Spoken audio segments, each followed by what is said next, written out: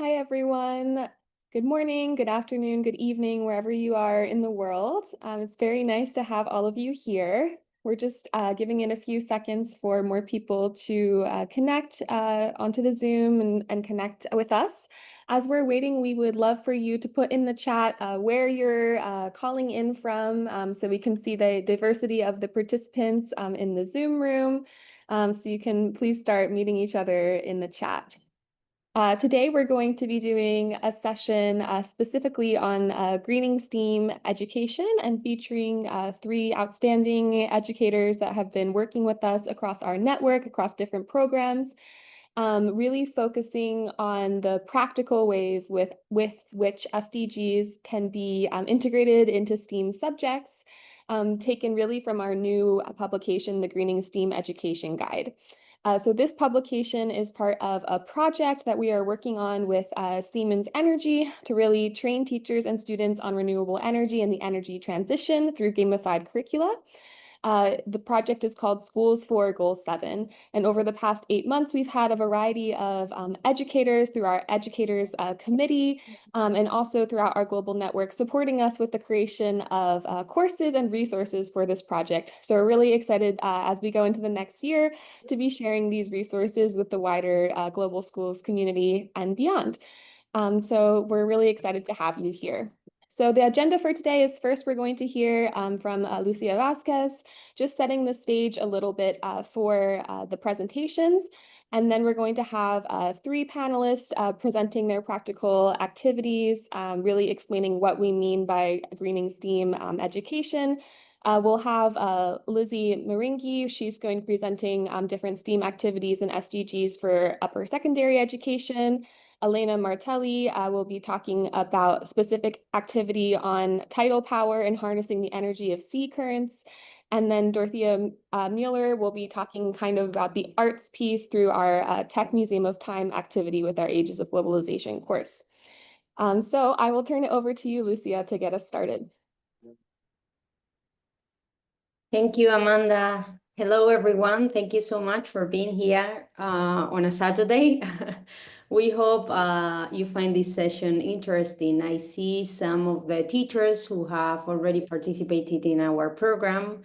Welcome, and we are going to show these activities, how STEAM and SDGs can be together and work together in a very practical way. But before that, I'm gonna just put a little bit of context about the why we chose STEAM versus STEM and what does it mean to be greening STEAM education. So I'm just gonna share a very short presentation. Let me see if I can find it here.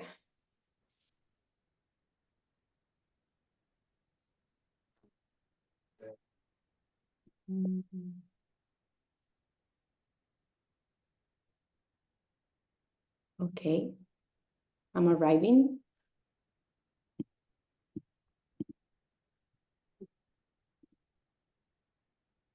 Okay.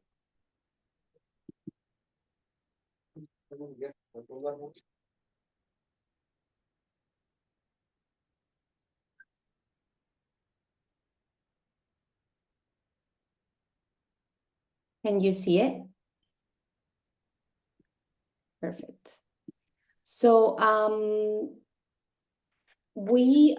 sure you all know about STEM, and you have been working with STEM and for sure. So we think that STEM approach is very important because the science, technology, and engineer, and also mathematics is key to work in an interdisciplinary way.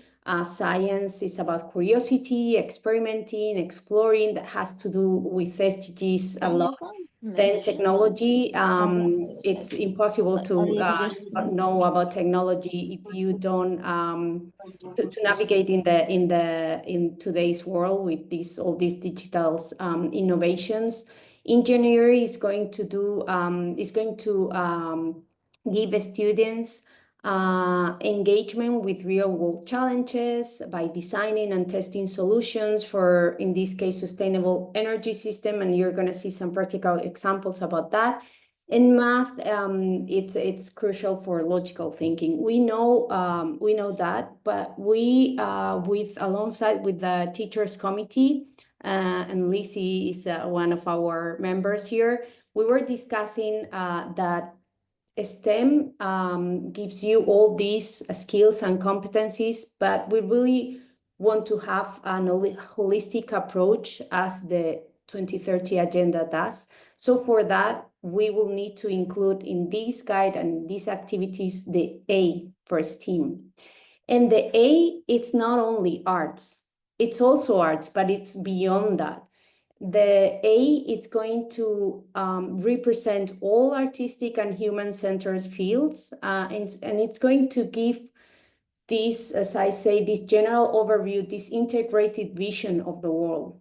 The A also means that a new element and a crucial element is going to be included in the equation, which is emotion, because arts and humanities brings emotion, but it also brings critical thinking, and also brings discussions about ethic and ethical elements, which are so important right now in facing the challenges that we are facing for today. So this A, and this you're gonna see it in our guide, includes the fine arts, painting and sculpture and music, because creativity it's crucial for accomplish the 2030 agenda. But it's also going to include the manual arts, because it has to do with craftsmanship and problem solving in real world context as engineers does. And it's going to include language, because language is essential in the STEAM fields. But not only for writing reports or awareness or delivering presentations of a project, but also to build our thinking and to be able to express what we think and and to be able to discuss and share solutions and challenges and different ideas that we have from different topics, in this case about the SDGs. And finally, it's also including liberal arts, philosophy, economics, geography, history, and we are going to see a very specific example of this in one of the activities.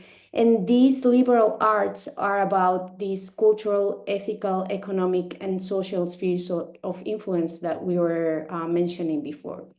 So after we chose this team versus STEM for our work, for our approach, why or what has to do STEAM with SDGs? Well, I'm sure you have all experimented STEAM and SDGs, but we're going to do here a summary to contextualize the next activities that you're going to see presenting. So they're all about real world challenges, and we need the next generation to be equipped with the tools needed to face these challenges that is going to that are going to look for solutions in science, technology, engineering, arts, and mathematics. It's also very linked with STEAM experiences. This greening STEAM approach unifies the experiential learning that STEAM experiences is going to give students, which encourage problem solving with the environmental knowledge, and it's going to empower students to make it's going to empower students to make informed decision and take action. That it's really what we want. Take action to really start transforming society and caring for the planets. So the things that you're going to find in our guide unifies these three elements: STEAM, SDGs, and greening in STEAM education. And the practical activities that you can implement in your classrooms are going to give your students and you as a teachers these tools and these experiences to really take action and transform our world. That is where Agenda 2030 agenda is looking for. Thank you very much. Thank you very much, Lucia, for that overview and giving us some context for the rest of the presentations we're going to hear today. Now I'd like to turn it over to our panel of educators who have helped us co-design the practical activities and lessons that you'll find in the guide. And I put the link into the chat for everyone to reference. So first, I would like to introduce everyone to our first speaker. Let me pull this up right here really quick.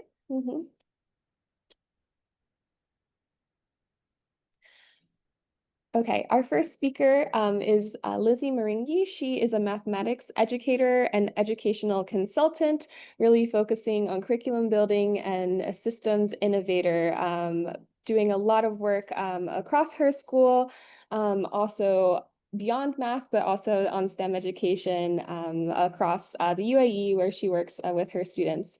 So I will also invite her to introduce herself a bit more to the group and turn it over to her to present her activities. Thank you. Can you see my screen? Yes. Right. Good afternoon. My name is Lizzie.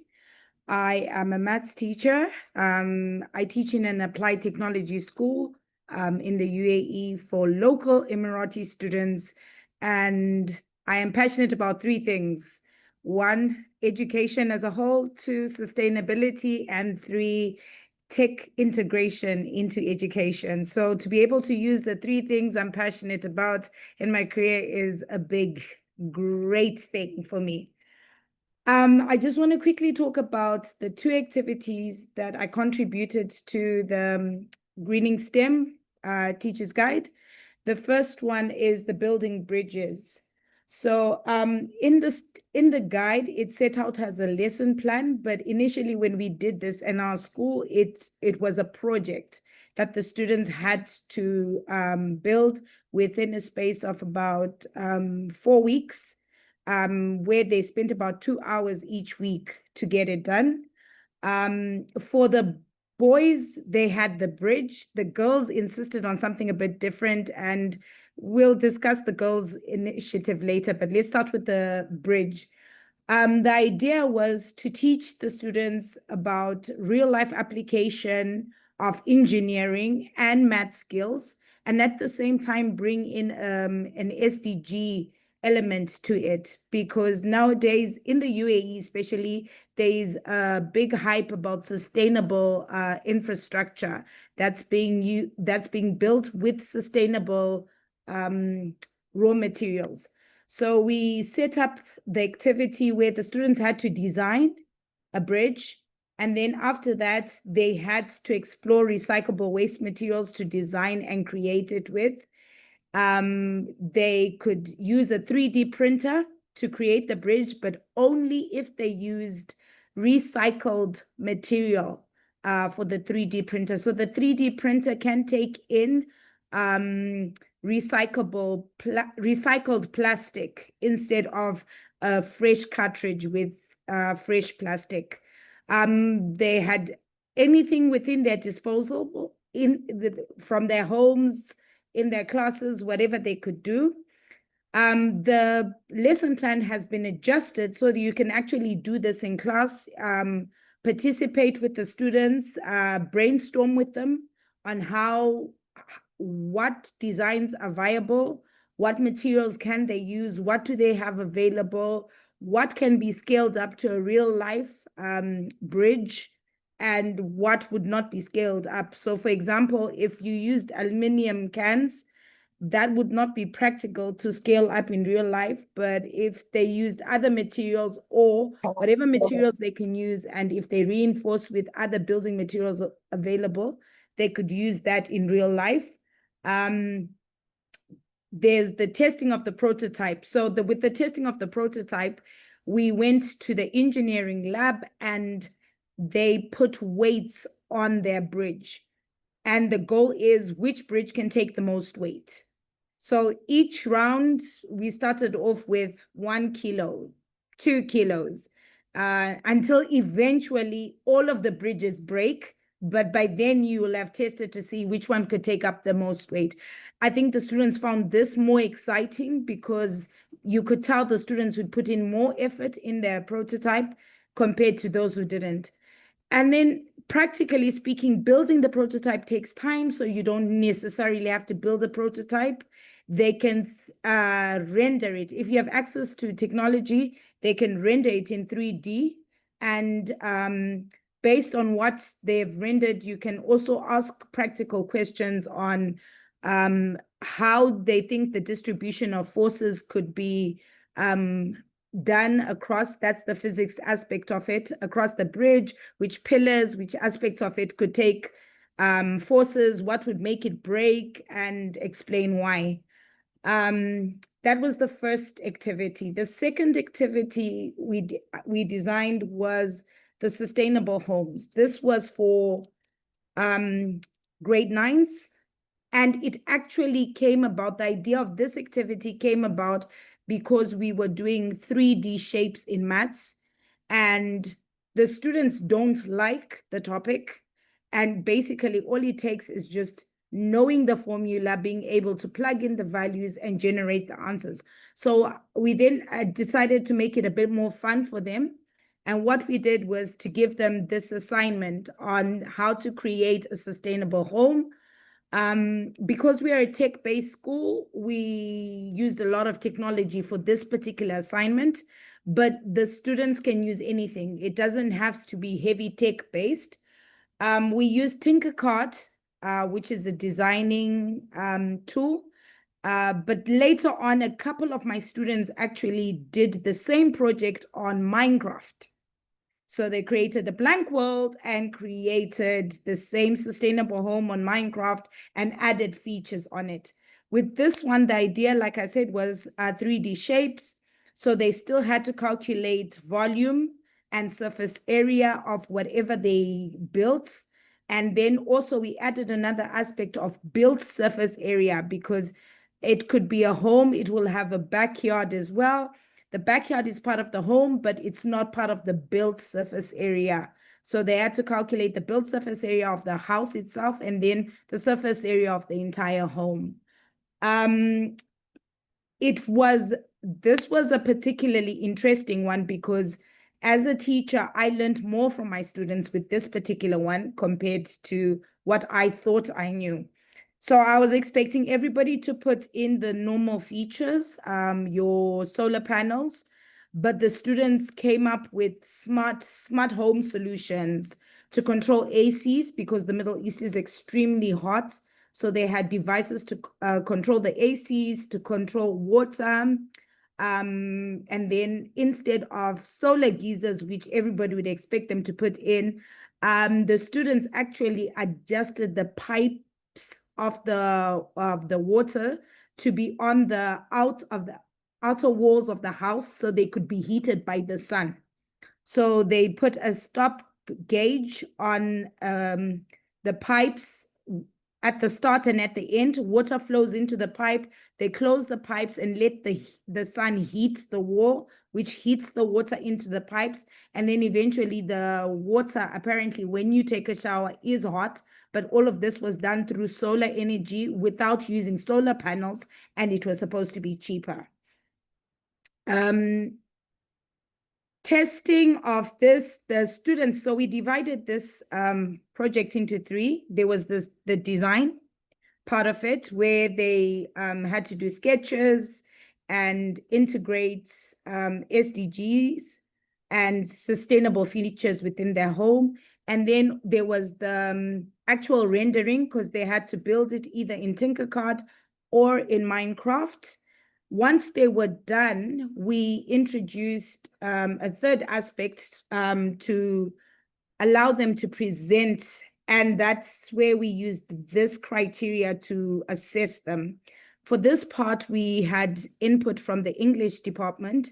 So each class that did the project, I sent out an invite to the English teacher who came in And this ended up being cross-curriculum because presentation was part of their curriculum for that particular term. So they did the presentations in the maths class for a maths presentation, but at the same time could be assessed on it in English as well. And I would like to show you one of the projects that the students did. So this is the PDF one of the students' groups presented, and the presentation had to have key topics. What is the importance of SDG 11? So they put in a slide and explained this verbally. Then they explained their design process and what sustainable features they added to their design. This group did theirs on Tinkercad. And then how does SDG 11 meet our project? So now it was not just the SDG, but the activity itself, and how do you link the two? What features meet SDG 11 outside and inside? And that was it. That's basically what we designed. Thank you. Thank you so much, Lizzie, for that outstanding presentation, doing a deep dive into these activities and how they were implemented in the classroom. And I encourage everyone to please put any questions in the chat. We'll have a question and answer period at the end of all three presentations where we can ask our panelists anything that come to mind to go in more detail with the activities or just their expertise on technology and STEM in general. So thank you so much, Lizzie. So we'll move on to our next presenter, which will be Elena Martelli. She is also a mathematics educator and part of the Global Schools Program network, really focused on helping students develop their problem-solving skills and reaching their full potential. And I encourage her also to give us a bit of context about her school community as she discusses her activity. Thank you. Over to you, Elena. Thank you, Amanda. Okay, can you hear me? Okay, perfect. So hello everyone, my name is Elena Martelli. I am a secondary mathematics teacher from Italy. I am very passionate about connecting mathematics with real-world issues and sustainability. Since January, I've been taking part of the Global Schools program where I've been exploring how to integrate the Sustainable Development Goals into every classroom practice. Today, I'd like to share with you one of my interdisciplinary STEAM activities I developed focused on tidal power and its educational potential. Before presenting my activity, I'd like to share with you the reason behind my choice of topic. During my training with the Global Schools program, I learned the importance of connecting education to the place where students live. When students recognize familiar elements in what they study, learning becomes more relevant and meaningful. That's why I chose tidal power. I live in a coastal city in Italy and I wanted to explore a theme that is after the eyes of my students and something they can see every day but might not fully understand. Another important factor is time. As we all know, teachers often face tight schedules and overloaded programs. That's why I developed an activity that is realistic and efficient, only just 1 hour per STEAM subject over 5 days. But it is still deep, hands-on, and aligned with the Sustainable Development Goals. So when designing educational projects, I encourage you to keep them grounded in students' local context and manageable in terms of time. So this activity is called Tidal Power, Harnessing the Energy of Sea Currents. It is designed for upper secondary students and it will be implemented during the next school year. It explores tidal energy from 5 STEAM perspectives and it aligns with the Sustainable Development Goals number 7, affordable and clean energy, 13, climate action, and 14, life below water. So let's see how the week is structured. Day 1, science. This phase begins with inquiry and exploration, so students observe, ask questions, and investigate tidal phenomena through videos, simulation, and discussion. The goal is to build their understanding, scientific understanding, and spark curiosity. So they will explore the scientific foundation of tides, gravitational forces from moon and sun, tidal cycles, impact on marine ecosystems, and coastal life. Day 2, technology. The focus shifts to digital tools. Students will use tidal simulation software to visualize tidal patterns and analyze data. They'll discover how technology supports environmental monitoring and sustainable energy planning. Day 3, engineering. Now comes the hands-on part. Students will design and build models that simulate tidal power generation. For example, they may create a water tank with a turbine or tidal raft with a motor. This gives them the chance to think and act like engineers, turning theory into working prototypes. Day 4, art. To support creativity and communication, students will use art and storytelling to express their understanding. So they may create posters, diagrams, short videos to explain how tidal energy works and why it matters. This phase helps students process complex ideas and share them in creative ways. Day 5, mathematics. Finally, maths provides the quantitative analysis, so students will calculate tidal range, flow rate, energy potential, and analyze how those variables impact on energy efficiency. This shows them how maths turns observation into measurement and ideas into real-world applications. At the end of the activity, all students will present their models and explain their processes, and they will be assessed equally on scientific understanding, technical accuracy, creativity, and communication. Before I close, I'd like to reflect on some barriers and opportunities teachers might encounter when implementing this activity. Barriers may include limited access to materials.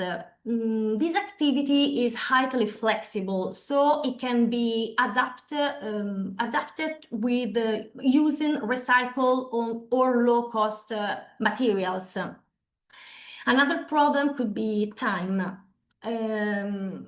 Especially in rigid curricula, this is why this activity was designed to be short and modular, so each part can be carried out independently, even over a longer period of time if needed. And the last point is lack of familiarity with tidal energy. But this activity starts with inquiry and exploration, using video and simulation. This means that prior expertise is not required. On the other hand, there are also many opportunities. It's a chance for students to explore sustainability through active and interdisciplinary learning. This project promotes collaboration, creativity, and problem solving. And most importantly, it helps students see that they can be part of the solution, starting with local action and moving towards global awareness. So, although this activity hasn't yet been implemented, I've seen how the interdisciplinary structure and real-world connection make it an exciting opportunity for both students and teachers.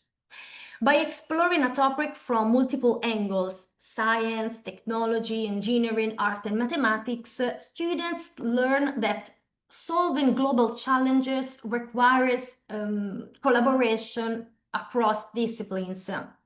And thanks to the Global Schools program, I understood how vital is to connect learning with local relevance and global goals. And I hope this activity will inspire my students and all students not only to explore renewable energy, but also to imagine a better future they can help build. Thank you for your attention. Thank you so much, Elena, for that. And if people look in the chat, you'll see that Lucia also shared the link to Elena's activity in a structured lesson plan, so you can also go and look there. I'm very excited to see how this is going to be going with your students in the next academic year. So thank you so much for the presentation. And I'm already seeing some questions, so please everyone continue to put your questions in the chat. We'll have a Q&A after our last presenter. So our next and final presenter is Dorothea Mueller. She's a teacher, illustrator, and author. And she's going to talk about her activity specifically called the Tech Museum of Time. And so we'll hand it over to her. Thank you so much, Amanda. Hi, everyone. I'm Dorothea Müller. I am a teacher in Germany for 5th to 12th grade, middle and high school, and I teach art and German. So the STEM was not in my subjects, but the A is my point. I'm happy to share with you a lesson plan I'm excited to try out this fall. And Lucia will share, thank you, the presentation. I'm part of a teacher committee for Ages of Globalization. This is a course, a free course based off Professor Jeffrey Sachs' book, The Ages of Globalization, in which he divides the history of humankind in 7 ages, which led to the global world today. And this is the, thank you, the basis for our Tech Museum of Time. The goal is, by understanding our shared history, we can also understand how to meet the great challenges of our time. So thank you so much. Sorry? So there are the SDGs all included.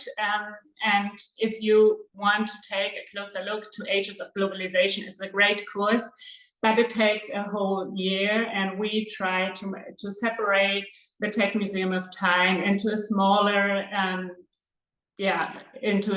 project, but following the approach of the course. The next slide, please. We use the free material of the course and implement this in an artistic environment, and we were totally lucky to find a partner, or a friend of me who is working for Ages of Globalization found a partner in Addis Ababa at the School of Fine Arts and Design. It's a university, and my school, my students with the age 15, 16 years old are working now with the students in Addis Ababa together in this Tech Museum of Time. So we have this global connect already in the classroom. But this is special for the framework we have. We have students who are way younger. So we decided my class is about 30 students and the students are 15, that we divided everything in a group of 6, 4 students of my class, 2 students of their class. So you always have to look at the age and the proportions of the groups. Then we have the problem with the time zones. Addis Abeba is luckily just 1 hour away, but the school schedule and the university schedule is different. And I try to find 11 graders in Germany because I'm more flexible. So you have always to look in which grade is it possible, who is able to speak English in such a good way to feel fine about a connection all over the world, wherever you find a partner. But you can also do everything just in your classroom. It's just for us really nice to collaborate with someone in another country. And then the next step, which was a little bit, or which is a little bit challenging for us, is a platform, because Germany is really restricted with students' data. So we are not allowed to use Google, for example, but we have other platforms and video conference tools to find collaboration ways. The time is really our challenge, where to find shared days.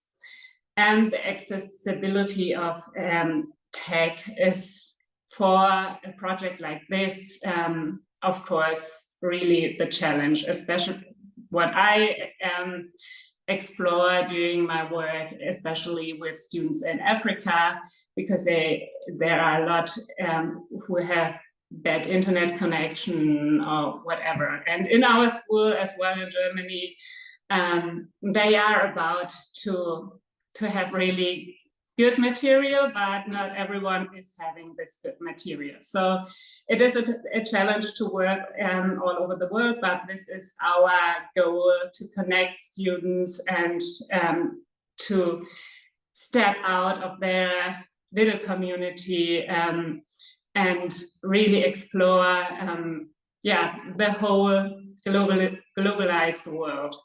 Next slide, please.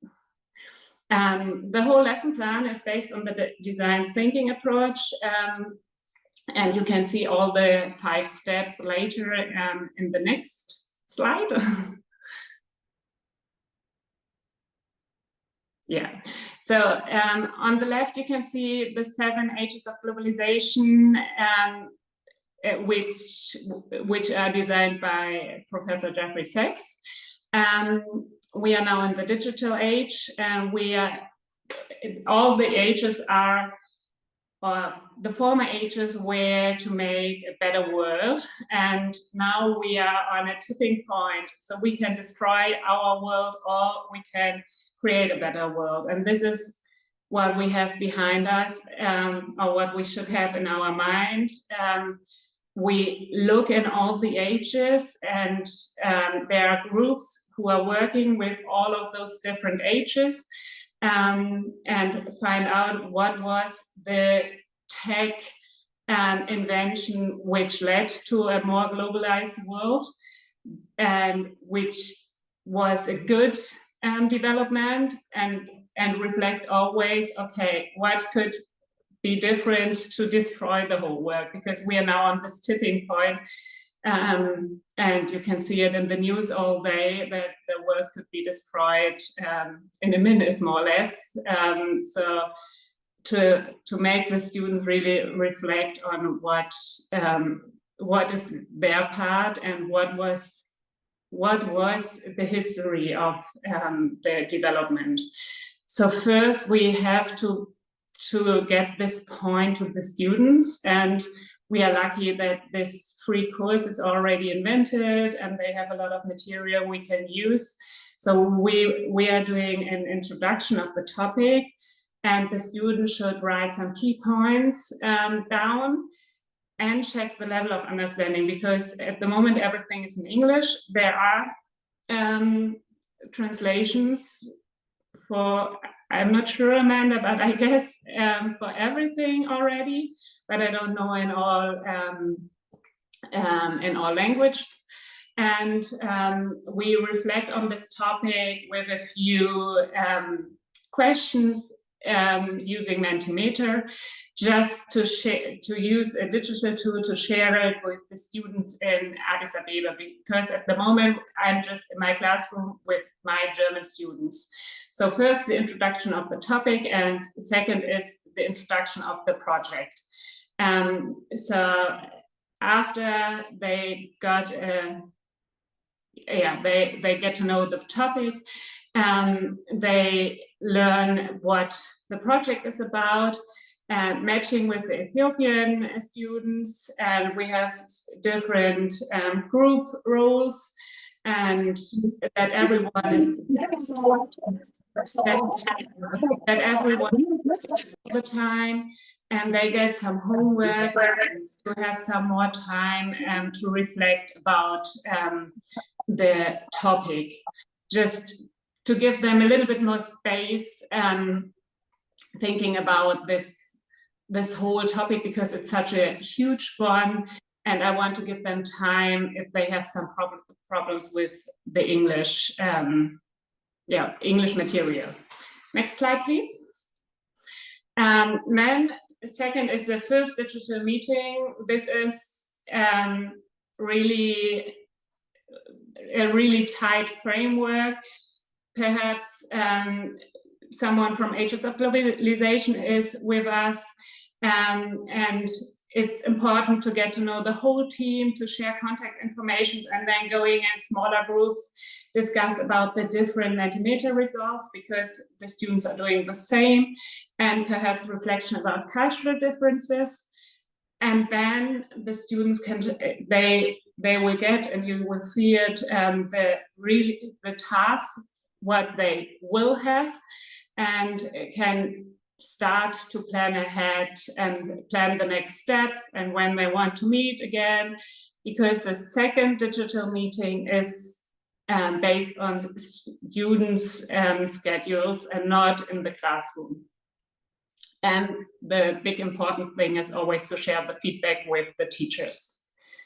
Next slide, please. Yeah, and those are the two challenges. First challenge is to create an artistic piece.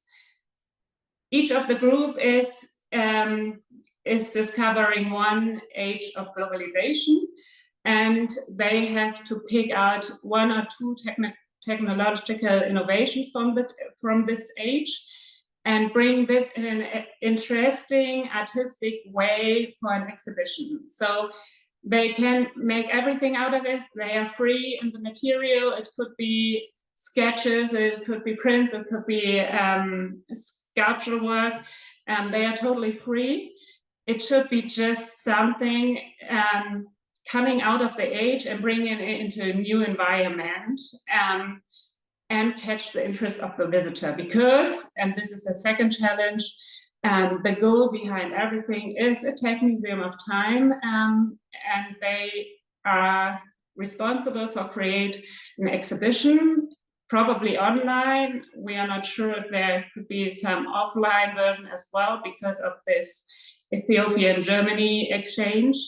And thinking about, we have this eye catcher to bring someone closer. Then we have all our findings, which are science-based, and how to engage their visitors with tech, with quizzes, or accompanying with visuals or something like this. Next, please. And the test is more or less a three-step. It's the exhibition, then an evaluation about the whole project, and thinking about transfer into future collaborations, because we have now we now brought the students from my side and the Ethiopian students together, and it would be great to collaborate in future projects, and perhaps to, especially my students, to bring the awareness of an art of studying art or something, the art environment and what they can do, because all the students of the University of Fine Arts in Addis Ababa, they are coming all from different subjects, and we hope this really shows the students just a variety of artistic expressions, of course. Yeah, and the last slide is just the goal, the learning outcomes from ages of globalization, but from this this lesson plan as well. The knowledge and solution-oriented thinking, social and emotional skills in the exchange, and action taking for sustainable transformations, to bring just something what you learned about the history into a context today, for example. Thank you so much. Thank you so much, Dorothea. It's really great to see how, as like an art and German teacher, you're taking this approach and through the ages of globalization to your students, and also incorporating an element of cultural exchange. So it's a very great example. So thank you for the presentation. So now we're going to have time for question and answer for our all of our panelists that we've had so far today. So let me just spotlight everyone, so we all can see.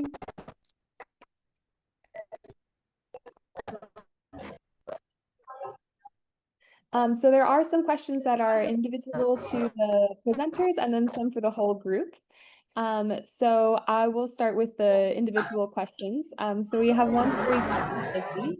And if everyone could please keep their microphones on mute, that would be great, so we can hear the answers from the presenters.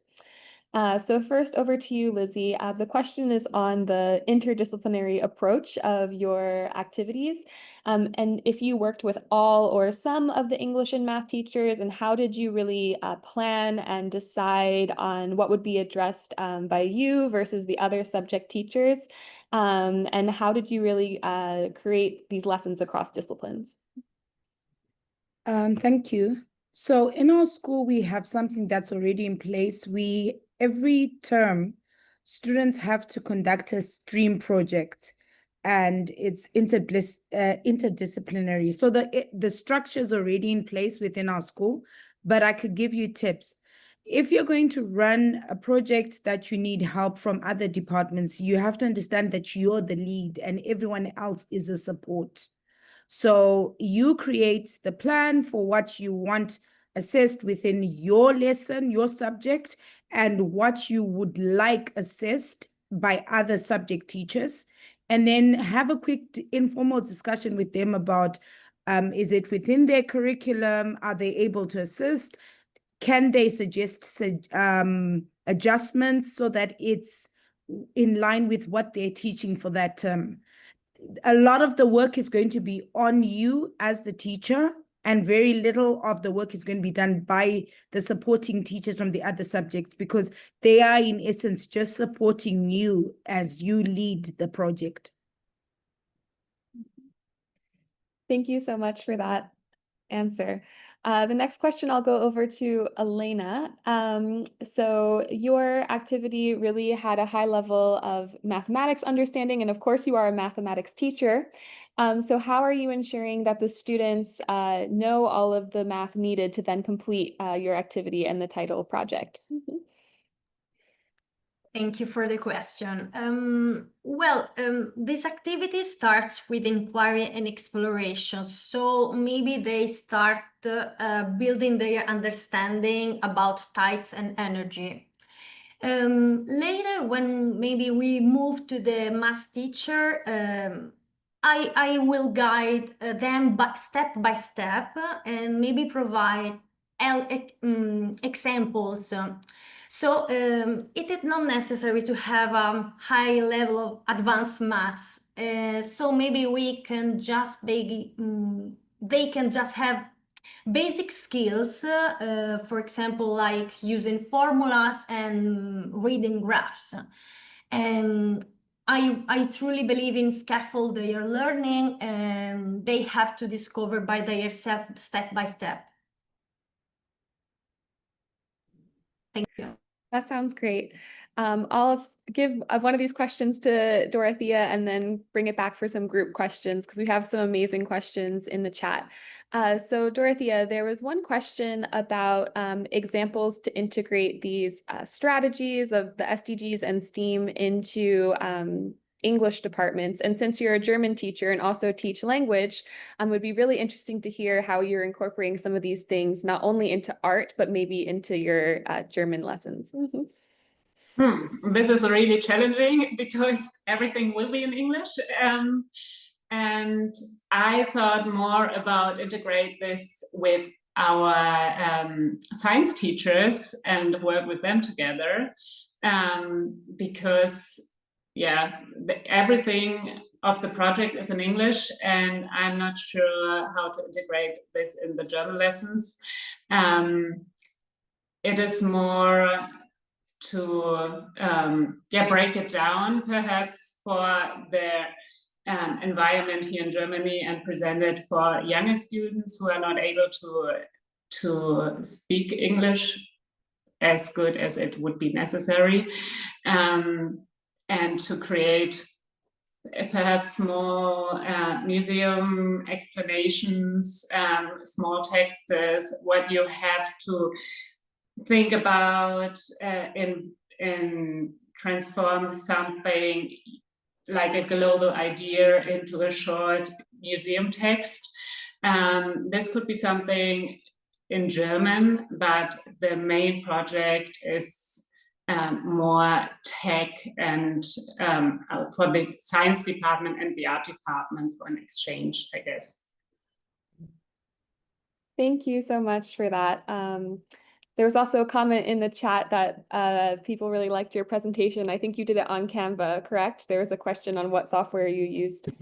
Yeah, that was really challenging. It was my first Canva experience.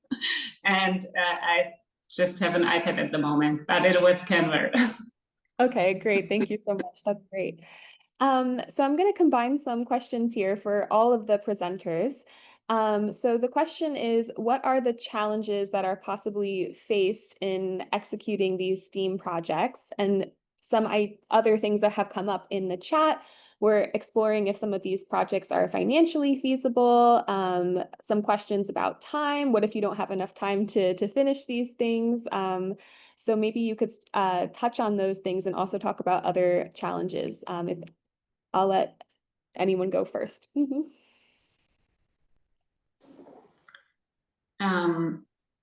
I start.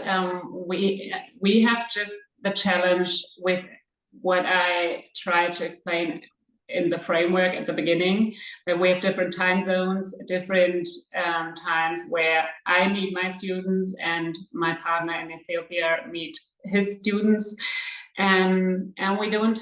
I hope we can engage the students. I have my points, I need them to show, and then I can grade them later. But the university students are doing it for fun and for connections. So this could be a challenge between those two groups. Yeah, thank you. Does Lizzie or Elena want to jump in with the challenges? Maybe Lizzie, I see you're unmuted. So one of the things about our school is the curriculum is very content heavy, and to enable me to be able to carry out any activities, I plan beforehand. So I get the curriculum for the term, and then it's set out my pacing plan. And then I decide which parts I'm going to integrate an activity, which topics, and I set out the plan. So sometimes I might start a project 2 weeks before they actually do the topic, where they usually, because the sustainable part of it, where they integrate the SDGs, they can do the research in that before they do the maths topic. And then when they get to the maths topic, they can do the maths calculations part of it. But a lot of it is about planning, and a lot of it is also realizing just how much you can give practically, you can give your students without it being a burden, because they do have other subjects as well. And if you can integrate other subjects, great. If you can't, you have to understand that they're still receiving homeworks, assignments, and quizzes in other subjects. So your subject can't exactly take up the priority, and your activity can't be the major priority over the whole term. Thank you so much for that. Elena, if you have anything to add? Yeah, maybe one challenge could be time. As Lizzie told before, we have a lot of different topics to cover during the school year, and it could be very difficult. So that's why I decided to build this activity that is very short. But although the low time that is necessary to cover my activity, it gives students a lot of different point of view and a lot of exploration about sustainability. And maybe it is necessary at the beginning of the year to have a very nice meeting with all teachers and decide what is better to achieve a realistic project, because sometimes projects become very big and it is impossible to do everything. So short projects, but very meaningful. It's my it's my point of view. Yes, thank you so much for that as well. I'm looking here, there's a couple more questions. Maybe we'll do one or two more. And I see some, Dorothea, you've already answered in the chat, so thank you so much as well. Can I add just something? Yes.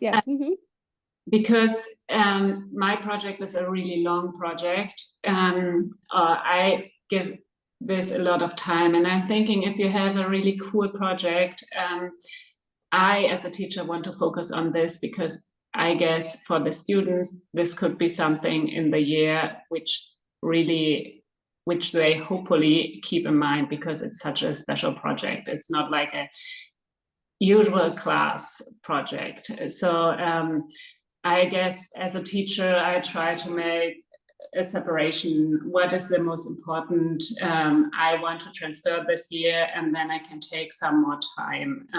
So if you have a project like this and you're thinking, okay, this is just way too long for me, think about the importance for the students and what they can get as a learning outcome, because some projects are more, as a teacher, take more preparation time as well. But when I'm thinking what I can remember still as a student, those were some really special projects. So I think this is something we should have in mind as teachers when we introduce STEAM projects like this. Yeah, thank you so much. That's great. Thanks for adding that on. So I'll do one more question for the whole group, and then we'll give you all a chance for some final words. So there's a question on what is the ideal age group to start working on these STEAM type projects? I know you all work with secondary students, so maybe you can comment on the ideal age, but maybe if there's any projects that are aligned with different age groups, or any advice you have for educators working with other types of students.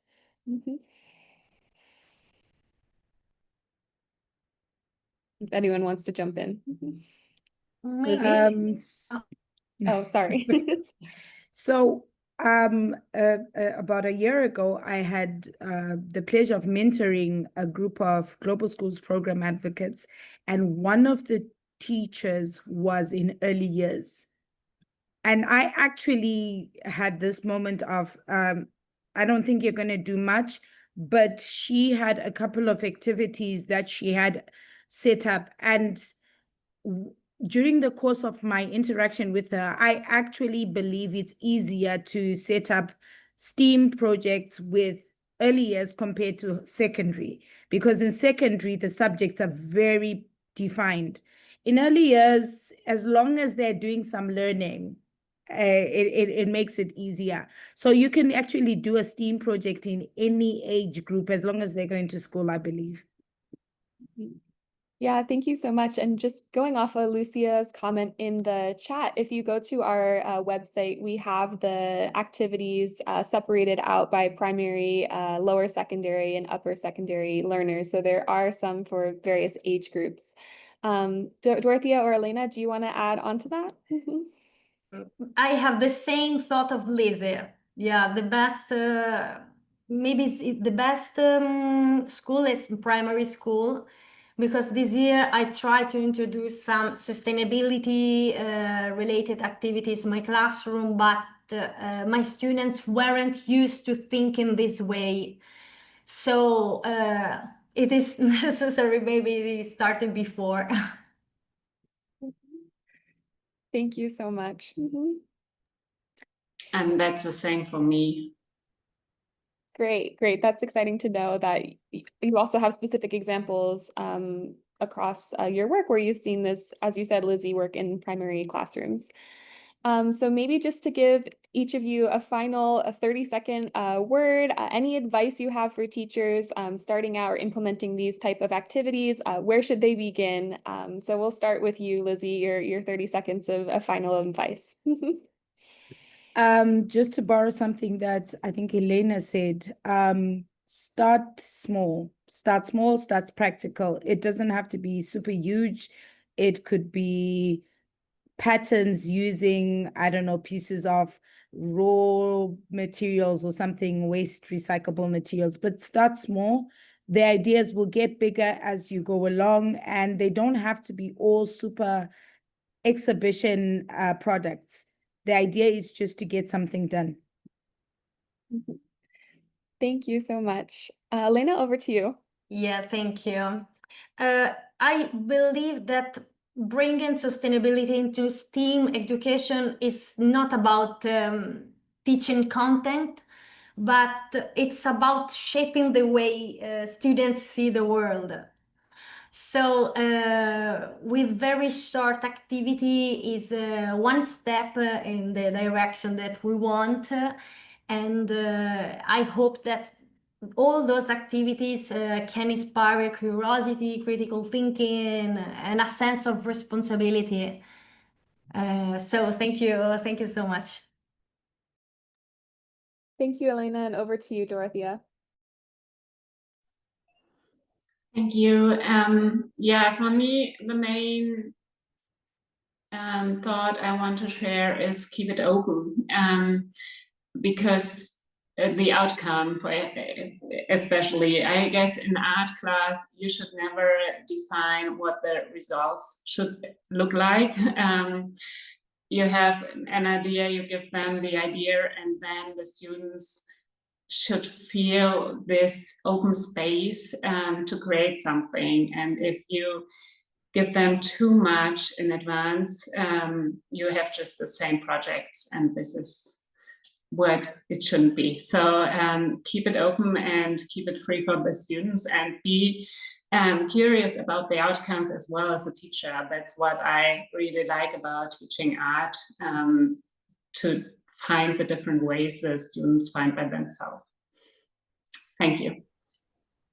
Well, thank you so much to all of you for participating in this session, for giving us advice on your approaches in classrooms. Before we close, I would love to take a picture and just give some brief announcements. So if you're able, please turn on your cameras while I finalize our announcements. This session will be on our Global Schools Program YouTube, so you can please find it there, and also we will send it out in our newsletter. Please explore the Greening STEAM Education Guide that is on our website. We've put the link in the chat.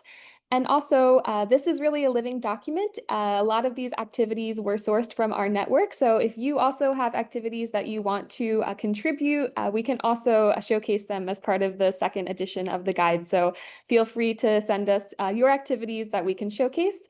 And finally, very huge thank you to Lucia for organizing this session and all of this work. So a huge round of applause to her. So thank you so much, Lucia. All right, so we're ready to take a picture. Thank you everyone for turning on your camera. It is already taken. Oh, you did it. All right. We have the pictures. Okay, wonderful. Yes, thank you so much. you. Yeah. So it was great to see everyone, and we'll see you on the next session. Thank you so much for attending. Thank you. Thank you. Bye. Bye.